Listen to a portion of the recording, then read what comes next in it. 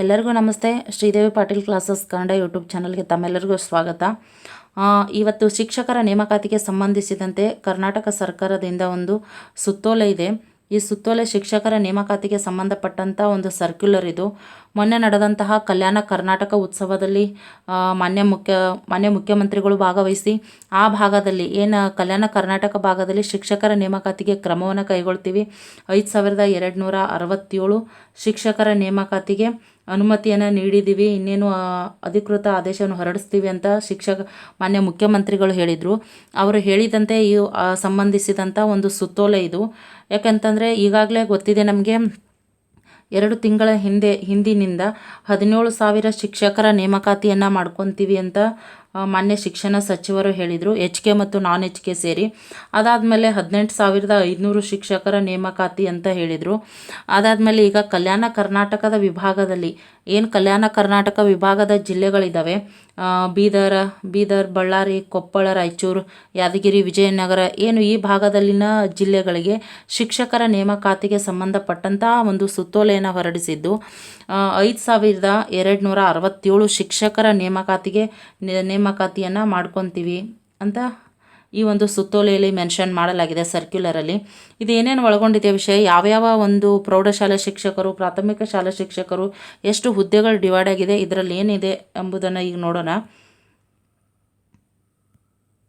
ಇಲ್ಲಿದೆ, ಕಲ್ಯಾಣ ಕರ್ನಾಟಕದ ಭಾಗದಲ್ಲಿನ ಸರ್ಕಾರಿ ಪ್ರಾಥಮಿಕ ಹಾಗೂ ಪ್ರೌಢಶಾಲೆಗಳಲ್ಲಿ ಮಂಜೂರಾಗಿದ್ದು ಪ್ರಸ್ತುತ ಖಾಲಿ ಇರುವ 6,584 ಶಿಕ್ಷಕರ ಹುದ್ದೆಗಳ ಪೈಕಿ 80% ಅಂದರೆ 5,267 ಶಿಕ್ಷಕರ ಹುದ್ದೆಗಳನ್ನು ನೇರ ನೇಮಕಾತಿ ಮೂಲಕ ಭರ್ತಿ ಮಾಡಲು ಸರ್ಕಾರ ಅನುಮತಿ ನೀಡಿ ಆದೇಶಿಸಲಾಗಿದೆ ಅಂತೇಳಿ ಮೆನ್ಷನ್ ಮಾಡಿದ್ದಾರೆ. ಅಂದರೆ ಆ ಒಂದು ಭಾಗದಲ್ಲಿ 6,584 ಶಿಕ್ಷಕರ ಒಂದು ಹುದ್ದೆಗಳು ಮಂಜೂರಾಗಿದ್ದಾವೆ. ಅಂದರೆ ಆ ಹುದ್ದೆಗಳಲ್ಲಿ 80% ಹುದ್ದೆಗಳನ್ನು ಅಂದರೆ 5,267 ಹುದ್ದೆಗಳನ್ನು ಈಗ ನಾವು ನೇರ ನೇಮಕಾತಿ ಮೂಲಕ ಭರ್ತಿ ಮಾಡ್ಕೊತೀವಿ ಅಂತೇಳಿ ಸರ್ಕಾರ ಅನುಮತಿಯನ್ನು ನೀಡಲಾಗಿದೆ ಅಂಥೇಳಿ ಮೆನ್ಷನ್ ಮಾಡಿದ್ದಾರೆ. ಸೊ ಹಾಗಾದರೆ ಯಾವ್ಯಾವ ಹುದ್ದೆಗಳು ಎಷ್ಟೆಷ್ಟು ಹುದ್ದೆಗಳಿದ್ದಾವೆ ಅದು ಮೆನ್ಷನ್ ಮಾಡಿರುವ ಪ್ರಕಾರ PSTR ಅಂತಂದರೆ ಪ್ರಾಥಮಿಕ ಶಾಲಾ ಶಿಕ್ಷಕರ ನೇಮಕಾತಿ 1ರಿಂದ 5ನೇ ತರಗತಿಯ ಶಿಕ್ಷಕರ ನೇಮಕಾತಿಗೆ ಸಂಬಂಧಪಟ್ಟಂತೆ 4,424 ಹೈಯೆಸ್ಟ್ ಪೋಸ್ಟ್ ಇರೋದು 1 to 5th ಸ್ಟ್ಯಾಂಡರ್ಡ್. ಅಂದರೆ PSTR ಜಾಸ್ತಿ ಪೋಸ್ಟ್ ಇರೋದು ಇಲ್ಲಿ ನಮ್ಗೆ ಗೊತ್ತಾಗುತ್ತೆ. PSTR 4,424 ಪೋಸ್ಟ್ಗಳಿದ್ದಾವೆ. ಅದೇ ರೀತಿಯಾಗಿ GPT ಅಂತಂದರೆ GPSTR 6ರಿಂದ 8ನೇ ತರಗತಿಯ ಶಿಕ್ಷಕರು ಏನಿದ್ದಾವೆ ಇಲ್ಲಿ 78 ಪೋಸ್ಟ್ಗಳಿದ್ದಾವೆ.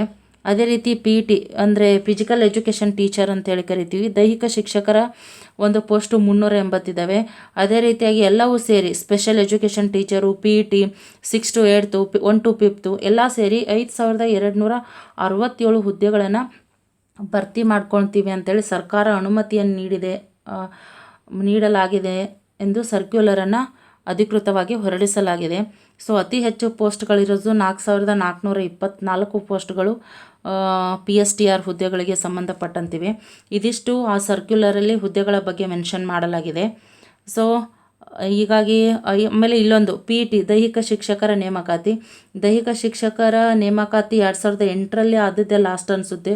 ಸುಮಾರು 16-17 ವರ್ಷಗಳ ನಂತರ ಮತ್ತೆ ದೈಹಿಕ ಶಿಕ್ಷಕರ ನೇಮಕಾತಿಗೆ ಸಂಬಂಧಪಟ್ಟಂತೆ ಪೋಸ್ಟ್ಗಳಿದ್ದಾವೆ. ಸೊ ನಿಮ್ಮ ಒಂದು ಏನಿದೆ ಕಲ್ಯಾಣ ಕರ್ನಾಟಕ ಭಾಗದ ಶಿಕ್ಷಕರ ಒಂದು ಅಭ್ಯರ್ಥಿಗಳೇನಿದ್ದೀರಿ ಅವರು ಕೂಡ ಇನ್ನೂ ಅಧ್ಯಯನವನ್ನು ಸ್ಟಾರ್ಟ್ ಮಾಡಬೇಕು. ಯಾಕಂತಂದರೆ ಈಗಾಗಲೇ ನೇಮಕಾತಿಯನ್ನು ಮಾಡ್ತೀವಿ ಅಂಥೇಳಿ ಅಧಿಕೃತವಾಗಿ ಸುತ್ತೋಲೆ ಕೂಡ ಹೊರಡಿಸಿದ್ದಾರೆ. ಸೊ ಹಾಗಾಗಿ ಇವಿಷ್ಟು ಶಿಕ್ಷಕರ ನೇಮಕಾತಿಗೆ ಸಂಬಂಧಪಟ್ಟಂತೆ ಇಷ್ಟು ಪೋಸ್ಟ್ಗಳು ಇದ್ದಾವೆ. ಅದರಲ್ಲಿ ಅತಿ ಹೆಚ್ಚು ಅಂದರೆ PST ಅಥವಾ PSTR 1 to 5th ಟೀಚರ್ಸ್ ಇರೋದು. ಸೊ ಇದೊಂದು ಅಧಿಕೃತ ಸುತ್ತೋಲೆ, ಇಲ್ಲಿ ಸ್ಪಷ್ಟವಾಗಿ ಮೆನ್ಷನ್ ಮಾಡಿದ್ದಾರೆ ಯಾವ್ಯಾವ ಹುದ್ದೆಗಳು ಎಷ್ಟು ಅಂತೇಳಿ. ನೇಮಕಾತಿ ಮೂಲಕ ಶಿಕ್ಷಕರ ಹುದ್ದೆಗಳನ್ನು ನೇರ ನೇಮಕಾತಿ ಮೂಲಕ ಭರ್ತಿ ಮಾಡಲು ಸರ್ಕಾರದ ಅನುಮತಿಯನ್ನು ನೀಡಿ ಆದೇಶಿಸಲಾಗಿದೆ ಅಂತೇಳಿ ಮೆನ್ಷನ್ ಮಾಡಿದ್ದಾರೆ. ಕಲ್ಯಾಣ ಕರ್ನಾಟಕ ಭಾಗದ ಶಿಕ್ಷಕ ಅಭ್ಯರ್ಥಿಗಳಿದ್ದೀರಾ, ನಿಮ್ಮ ಅಧ್ಯಯನವನ್ನು ಸ್ಟಾರ್ಟ್ ಮಾಡಿ. ಹಾಗೆ ನಾನ್ HK ಅಂದರೆ ಕಲ್ಯಾಣ ಕರ್ನಾಟಕೇತರ ಜಿಲ್ಲೆಗಳಲ್ಲಿ ಸ್ಪರ್ಧಿಸುವಂಥ ಶಿಕ್ಷಕ ಅಭ್ಯರ್ಥಿಗಳಿದ್ದಾರೆ ಅವರಿಗೂ ಕೂಡ ಆದಷ್ಟು ಬೇಗನೆ ಶಿಕ್ಷಕರ ನೇಮಕಾತಿಗೆ ಸಂಬಂಧಪಟ್ಟಂತೆ ಆದೇಶವನ್ನು ಹೊರಡಿಸಬಹುದು ಅಂತ ಅಂದ್ಕೊಳ್ತಾ ಈ ಒಂದು ಮಾಹಿತಿ ನಿಮಗೆಲ್ಲ ಇಷ್ಟವಾಗಿದೆ ಅಂತ ಭಾವಿಸ್ತಾ ಇದ್ದೀನಿ. Thank you.